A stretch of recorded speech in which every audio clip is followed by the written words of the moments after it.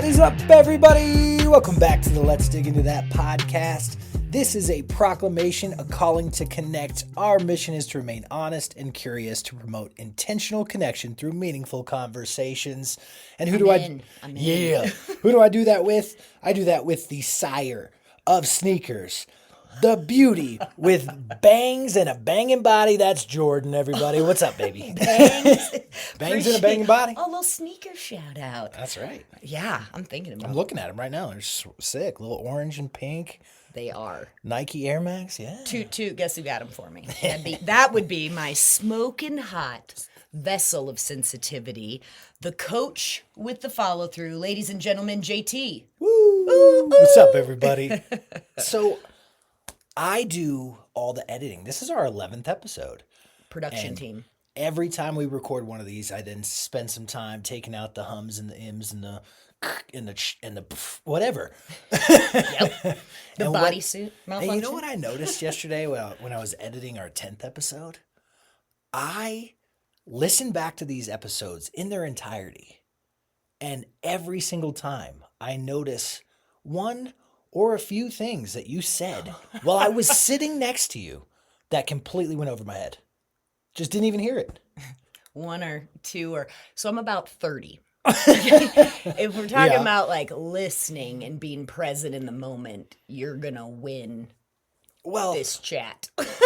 I want to talk about listening because I think it's one of those reticular things in my life right now that just continues to pop up. Mm-hmm. And so I've been reading this book, Rubin, a hero of mine, music producer, Def Jam, Columbia Records, probably most notable for our Beastie Boy love. Yes, that is true. The Beastie Boys claim to fame. But yes, American producer, pretty exceptional, but a creative spirit. Absolutely. And the art of being creative, or the creative art, I can't remember the act of a creative life. The act of a creative life. Thank you very much. His book. He has a whole section on listening.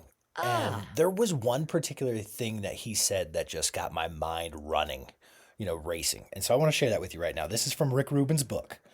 Simple, quick quote. It says, "When a listener is totally present, the speaker often communicates differently."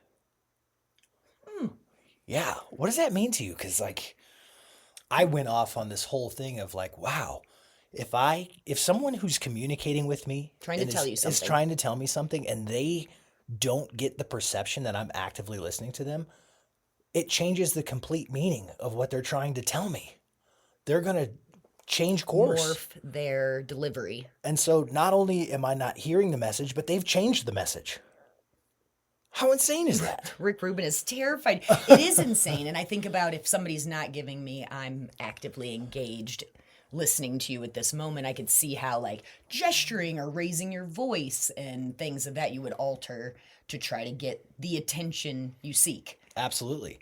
Or might even decide not worth it. You know what I mean? And tune into, Yeah. Active listening is so important in how you can actually connect with someone. I am not great. Self-awareness is key. And it's true. It's something I would like to be better at. And I justify too much where it's I'm so busy. and I'm running my grocery list or planning an event while I'm picking out my outfit for my next thing while someone is truly trying to tell me things. And how do you think being aware, awesome. How do you think that negatively impacts you? What a shitty respect moment of because not only am That's not what I'm trying when to I say. choose to tune you out, I'm also formulating my comeback, my rebuttal, the information that I am going to impose on your ears that will change your life. Obviously. And so I am so disengaged. And so I think it's rude that I am not more. I'm working on it because I think I can be a great listener.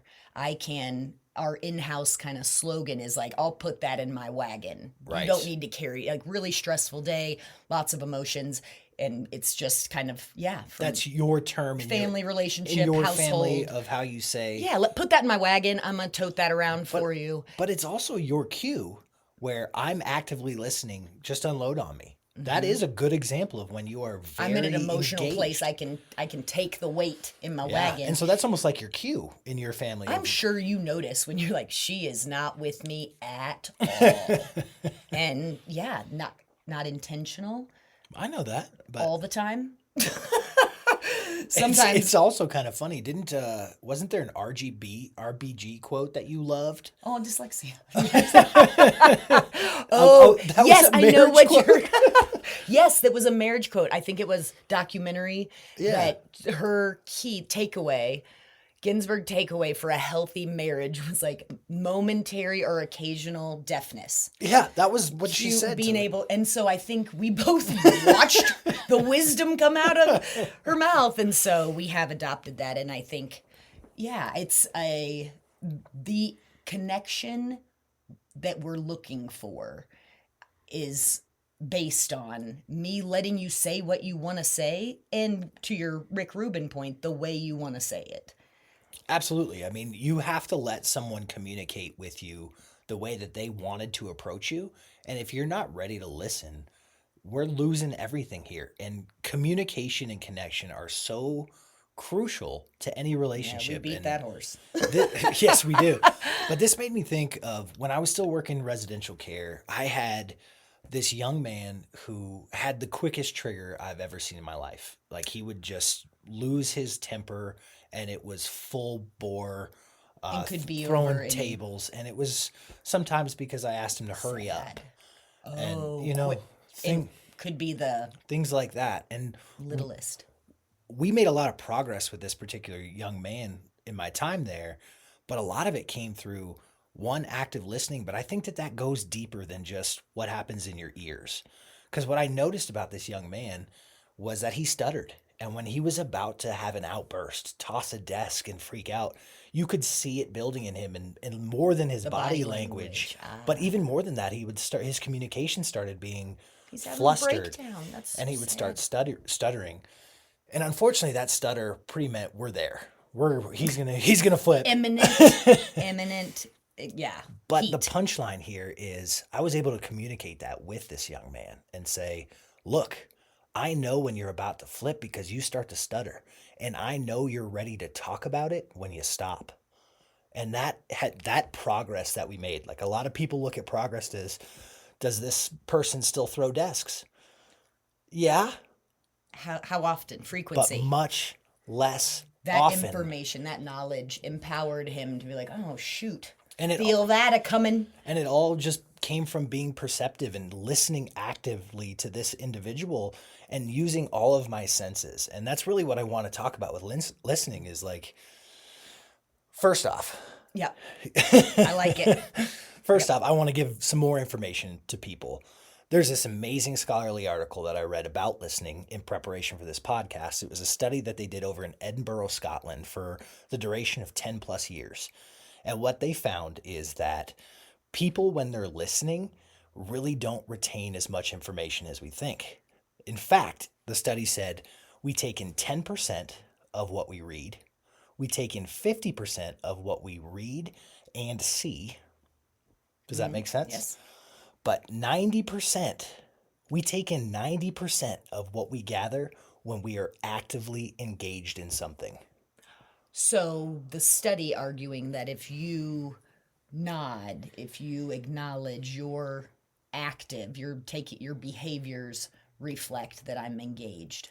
And so the C, the 50% one you're talking about is if I'm Seeing and hearing, basically, is what that one is sort of categorizing. Is like if you just see 10%, if you see and hear 50%, if you're actively engaged in something 90%, you will take in 90% of what's going on.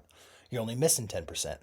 So the point that the article made, but that I'd also like to sort of discuss I'm on this wave. is that you can be actively engaged in listening. And instead is of a sitting in practice. between 10 and 50%, we can be all the way up to 90 if we actively listen. Does that make sense?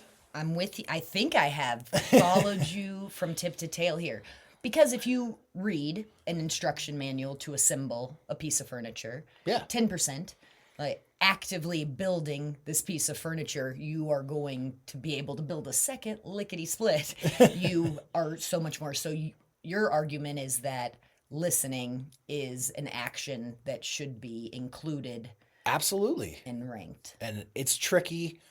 I use that word too much, but here's the thing that's really challenging about this is think about the way the world works now. When I communicate with someone, it's rarely a face-to-face conversation like we're having right now. And so I really wonder what the generations under us who grew up in a world of social media and grew up communicating via text message and like, well, your content for your ears and your eyeballs is changing, and just, I mean, an onslaught compared to your day being kind of around the home. It's a massive amount of input. right. And how to filter through that. Because I am a, multitasking interrupter. Well, I'm trying to reach my and that's exactly my title. point. And I wonder if some of the characteristics of not being able to really actively listen. Impatience. Yes, but I wonder if that comes from like when I communicate with someone via text message and they send me a text message, I read that whole thing and I take a second. I'm not You have just time immediate. to process. I process. And I think that people are processing while someone's speaking to them because they're not practiced. Like think about after the pandemic and all these people that started working remote, like there's people that don't have a face-to-face conversation with anyone all week, maybe longer. Yes. And I'm just sitting here thinking like our culture is not moving towards active listening, and it is crucial to connection. There is a bit of a, need for acknowledging because it does feel like I'm not functioning at my best or at the level I'm expected to in our society if I'm not creating that grocery list, to-do list in my head, if I'm not embracing both at the same time. When can I give myself the permission to slow the hell down, I guess, and actually participate? Because the Rubin book he's referring to was on our coffee table, and I too had access. And I think it is that the non-judgmental component was my biggest takeaway, that when I'm formulating my comeback, my response, I am not open to learning, taking away, evolving. I've shut that off completely. I am guaranteeing that I'm stuck in my opinions, my stance, by not taking in what this person's putting down. Exactly. And I think that that's something that we all do as well when we're listening to another person, especially when there's maybe a point that's being made and that person could have an opposing point that the minute they say something that I don't agree with, that's what I hone in on. Everything else is shut. That's right. when this you is what we all do. Is like, directing that's what I'm going to formulate my argument back to them about, is that point that I don't agree with. And I don't hear the rest of what they say. And I think we all fall victim to those things because we're all in our own heads. We only see through our own eyes. But there are things that I learned to do that are really, really powerful ways. And the first thing that I do to actively listen, because we're kind of taking this concept, crisis intervention is way different than normal communication. But what I will do to someone who's expressing a need or a concern to me, to make sure that I actively listen to them, instead of building that list of groceries in my head or my response, what I focus on is I'm going to repeat what they need back to them. And make sure I got it and they're understood. Then the list I'm building in my head is the points they're making, so I can trained yourself so I can to repeat make them your back. Focus. Crisis helps. Absolutely. In that scope. The other strategy that I use a lot, it's very much like put this in your wagon. We call it being Wilson the volleyball from Castaway. Okay. Because Tom Hanks spends that whole movie talking to something that never talks back. An inanimate object, Wilson the volleyball. There's so much power in being Wilson the volleyball. And so the other thing... Oh, being the receptive vessel and not needing a response at all. Exactly. Wilson can't say a thing. Take the time that you're formulating your response in your head out of the equation by saying, I'm not going to respond. Can you imagine a world that I could just close my pie hole? Right, because you can do a lot of nonverbal cues to let someone know you're listening. And so I can't tell you how many times in my life, in our relationship, in helping others, in counseling, where I go, don't speak. Right, and I have the service training and mentality is I definitely start I want to ask you all the questions. I want to show interest. And so I'm great at that. Listening to your answers, 30%. But I am great at feigning interest and Yes. letting you feel seen and important, but I'm not the active listening is where I check out. And going back to your how we communicate in like the text message, social media kind of vibe, they're like its original intention, maybe. Imagine when it was just like, this is our meeting place and time. Like it was to set up Oh, yeah. something completely I different. remember, So it's magical and wonderful that we have access to but I our agree with you. people. It was never meant to be a main line of communication because I'm sure you remember typing out a text message on your Nokia phone where you had to go through all different variations of letters. that letter to send a text message. And then when I you was a sent really it, late evolver. and then when you sent it, it cost you $8. And that'll be $8. And it's really evolved. And I'm not an expert on the, You're a much better listener. I'm glad that you've kind of taken the reins. but I'm definitely not an expert on the psychological effects of social media. And I'm not going to pretend to be, but there's no way it's good in terms of our communication where you're never face to face communicating with someone. And every time you're issuing a response of your own opinion, you have as much time as you choose to take in what the other person said and formulate your response. Exactly. How do we fix this issue I'm having that want to be actively engaged? I'm with this person in the moment, and then I feel compelled, a rush of compulsion, that I need to interject a personal anecdote because that's how I'm going to show sympathy when they're like, oh my gosh, this horrific thing has happened. And I'm like, my uncle. You wouldn't believe what a dick move to just be like, bring it on back to me. And I do it constantly. I apologize to all those listeners that have done it right to your face. And you shouldn't apologize because there's a lot of connection that forms in that too. It can be okay, but it is not a great active listening moment because I am connecting it to all I'm taking in is how does this relate to my life, my personal experience. But what you just did is you started down the path of empathy. You know, Brene Brown talks about And sympathy. then I wanted to go faster. Brene Brown talks about sympathy versus empathy. And the way that I always try to describe that to people is sympathy is kind of like feeling bad for someone. Kind of like that, the sucks for you kind of sentiment, which is not helpful most of the time. Empathy is when you feel right along with somebody. You get in the muck. You get in the muck. And so when we tie this to active listening in the example that you just gave me, you interjected with a story because you were relating to what they just said. I want to get to their level faster and show that I have, like, here's my access card. Here's my, I know something that allows me, it's the password to get into the conversation. And I think that most people function from that capacity of like, I want to relate this to something that I can understand. The only issue with that is if you didn't connect that the way that the person needs. And so in a professional setting, the way that it's always structured is to not bring your own stuff into it because you can't guarantee it's going to connect the appropriate way. Plus, you're kind of steering focus back onto yourself as opposed to onto them. And so it's not a terrible thing to try to connect with someone on their level and feel what they're feeling, but you can't shift the perspective onto yourself. Does that make sense?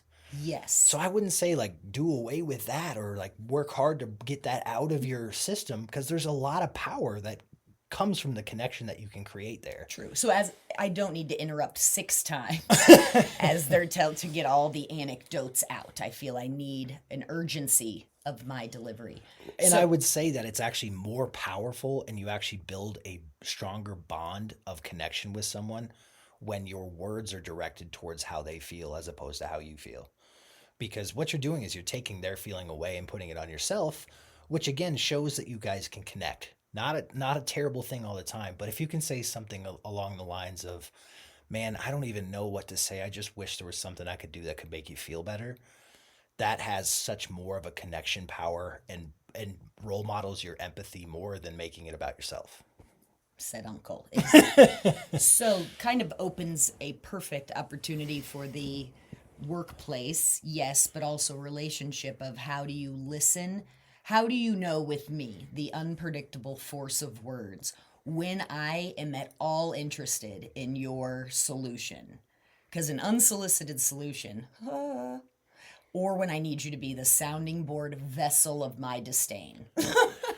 Sometimes it's hard to Is differentiate. it better if I just ask you straight up, like, yeah, If you start with, "Hey, let me put this in your wagon," that always goes well because I go into Wilson to volleyball mode. I know that she just needs to get this out of her system. And so that goes back to sort of my I'm going to bring her a snack. I right. think would be. But it's also important to notice, like, part of active listening is being perceptive to someone's body language. And so, Because I have a tendency to want to solve as well. oh yeah, And there are times that I have caught myself, and you've done a really good job of kind of being like, thanks, I've already gotten to what I'm, my end goal. right. Made my decision, and I didn't really need your 5-minute monologue on the options. Well, and there's also a lot of engagement strategies that you can practice. These are more based for kids, but at the same time, they work in your You everyday can treat life. me like a child. No, It is just you fine. can you can adjust the language to be in an adult conversation, but if we were in a disagreement and I said something that got you worked up, and we knew we were in that state of we're not communicating, a really good tool is to say, "Hey, why don't we match tones?" Like our tones are out of As control. opposed to what I said to you yesterday, which your tone sucks. You said your tone is shit. That's close. Well, And, so I was repeat to me what I frustrated. could do. You could say, "Hey, let's continue this when we can match tones." Match And tones. and I'll write it's it down. don't say it as like a shot, but like You want to match my tone, do you? it's a teamwork aspect of like, "Hey, when you can match my tone, let's continue this conversation because we'll both be in a state where we actually hear each other." I think yes, where we hear each other. Look at me Right. trying to interject where I am getting better. Something I've noticed coming out of my mouth is, ooh, feeling pretty defensive. Whatever's coming next.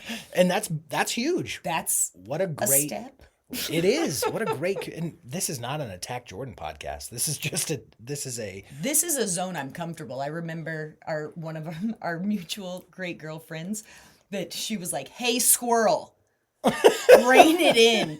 And I was like, well, there's one way to get. This was our first. We had socially hung out maybe twice, always in a group setting. And this was we're going on a hike. And I was like, let's play the getting to know you game in 30 seconds. yep. And so she called me on it, and I loved it. It was I was not offended, but she's like, "Hey, squirrel." Yeah, Yeah. something shiny. I've had moments like that in my life There too. were mountain goats. I had a football coach who was also one of my teachers, and this is again reticular. It's come up lots of times in my life, but he said something to me that stuck with me for my entire life and will. But I was sitting there having a conversation and digging into whatever he was saying, and he had more to say, but I was talking, and he said, "Hey, Coppinger, shut up and listen, or shut up and learn something." And that has been something that I've taken with me of like, you're right. If I'm talking, I'm not learning. And that's what I would like to pride myself as a lifetime learner. I want moments to be a really cool leader, and listening is freaking clutch for that whole mechanism. Absolutely. And one of the Shut ways up and learn something. shut up and learn something. But one of the ways that you're a great listener, let's talk about that. Oh, it's about time. You ask a lot of questions. Yes, again, the That service, I do give a hoot. I really enjoy, but when it loses my interest, apparently I tune out the answers. But I appreciate that very much, and I think it's an important part of active listening. Right. That I am working on, that it is I'm trying to train myself to take note of that one kind of outlier point. That, that was either, unexpected or something I may or may, but struck a chord. Right. And bring it back to that. And that can be really fun to watch when they're like, who is this version of Jordan? She is like with me right now. And Right. so it's fun to engage that way. Well, I really wanted to make sure that you recognize that because you have a lot of amazing active listening skills. And guess what? We all do. I don't care about your backgrounds, but you ever seen a movie? Did you track it? You ever been to a concert or have you ever seen a TED Talk? Like we all have the capacity. It's about how we frame it and our perception. And a lot of times in our one-on-one conversations where we're not sitting down for an activity that is listening, we don't practice the active listening, but we are all capable of it. You want to hang out and listen tonight? Yeah. Well, a lot of times when you're having a conversation, it's not a designated like, oh, okay, Chatting. I need to be listening as if I was listening to my boss. But if we could all get better at actively listening in more situations in our lives, I think you'll be blown away at how much you take in as opposed to how much you miss. And listening back to these podcasts when I edit them, I'm like, oh my gosh, She's a genius. I don't even remember her saying that. I joke. It is. With the serving clients and asking the good questions, especially I'm going to use real estate as an example, where it was important for me to get your family vibe and maybe even offer insights of you're going to want that open floor plan when everyone's going to have homework at the same time and et cetera, et cetera. And so I think that note taking because I was there to provide this service that I could remember, but it was great to be able to, because they weren't my only client and I wanted them to feel they were and remember like, oh yeah, they were headed to Florida for a family getaway and to be able to bring those topics back to, much like in the restaurant where in the hostess stand, it says he has a bad ear, seat him on the left. Right. She will send back whatever, be polite, and really responds well to if you start their meal with a little glass of something on the table, you're set. All of those little love notes. You've always called it, and you attribute it to your time working restaurants as anticipating needs. Oh, yeah. But guess what you can't do if you don't listen? Anticipate needs. When you're going, I need a hug, and I'm like, here are some hotline numbers. Or here's a snack. That, yes, it does take that. It was helpful because knowing, I also think I have to give a shout out to karate. Because I did get my first degree black belt a long, it was in the 90s. My little ninja. Not so much trained anymore, but man, talk about helping me zip my lip and respecting, elders as well as rankings and things where it made me, actively polite, but and I also was raised in a house where I was whispered at if I wasn't listening. Oh, I'll just tell you all the important stuff at this volume. What a skill. That's some crazy. I might adopt that. That's like, Hey, baby. Good luck. Good luck with that. No, I'm joking. I've got that ear now. I would never do that, but I do want to be more empathetic and emotionally intelligent, and I sound like I'm involved. You are not at all. Thanks for putting your face in front of me. Let's see what I do with it. I was trying to show some ways that you are you are making me really feel bad. Great listener, and I just showed you. You were incredible at anticipating needs, and you were absolutely incredible at asking questions because it's hard for any of us to like, okay, I'm going to listen to everything you say and repeat it back to you so I can understand it. A lot of times I don't get there. And so the first thing I do is I ask a question about the first thing that I didn't understand or was confused about. And so asking questions is a huge strategy in active listening. It's taking you from that level of, somewhere between 10 and 50% of what they're saying is going to stick to all the way up to that 90%. And that's mark. where the taking notes is that doing that I care. For example, taking on a personal level, our first phone call, personal conversation after knowing of each other, circling, yada, yada. 13 years of circling around. A long time. Yeah. And I was so thrilled to have, I wanted time to stop. I wanted to play it back. I wanted to re-listen to this whole conversation the next day. So I took notes. And then about halfway through our chat, I made a column for probably BS. He has to be lying. I'm like, this is hot garbage this guy's spewing. But nope. It turns out it checked out. The ones I didn't follow Walking, up talking on. lunatic. Yeah, I didn't follow up on. I didn't need to know. And so it keeps a level of mystery in our love. But no, I think I'm really glad you brought it here because listening is intentional. And I'm trying to be a bit more intentional. I think that whole sobriety thing is a lot of pressure. Well, our whole platform is the more you can connect, the more that you can overcome the things that you've struggled with. And so connection is so important, down to like when I work with teenagers and kids, the motto that we all follow is to be able to correct is to connect. And I know I've said that before, but connection is so vitally important. And listening is such a huge part of connection. Kind of the backbone, some might argue. If we could all do a little better, we'd all be doing better for not only ourselves, but for other people. Ooh, tableside, dinner time, like high and low of your day. Or on the phone with your best friend, however you play peaks and valleys, but that's always Pits a good and peaks one. or what did you learn happy today? crappy? What if I had to deliver a nugget that I gained in my day from listening? I like that. And had to get that. Oh, you can get some insights. I want to hear what you heard today. Yeah, from a human. Yeah, I think that's awesome. We'll see. Maybe it'll be a couple a week. We'll see how it goes. Absolutely. I want to do a quick shout out and thank all of our listeners. This is our 11th episode. On our 10th episode, we answered all your questions, and we almost all. We're still fielding those. If you guys want to go to our website, on our homepage down at the bottom, please type in a question you'd love us to answer. Throw out topic ideas, whatever you need. We'd love to hear from you. I would love to actively listen to your, you send me this topic. I'm going to talk about whatever I want. That seems to be the... Absolutely. Take your retention from 10 to 30%, all the way up to 90. Just got to be actively listening. And we can do that. Okay. Challenge accepted. I appreciate it. Thank you for... Of course. Yes. Digging into my ear holes. It's not about you. It's about It's not about you is all I get. This was not supposed to be an attack. I'm sorry. It does not feel like that at all. Good. I'm excited because I think I've been missing some good stuff out we there. all do. Yeah. And I want to do better. I want to get that 90%. Okay. I'm not sure who's out there scaling that up. Well, good talk, baby. I'm JT. And I'm Jordan. Thanks. Chat at you next time.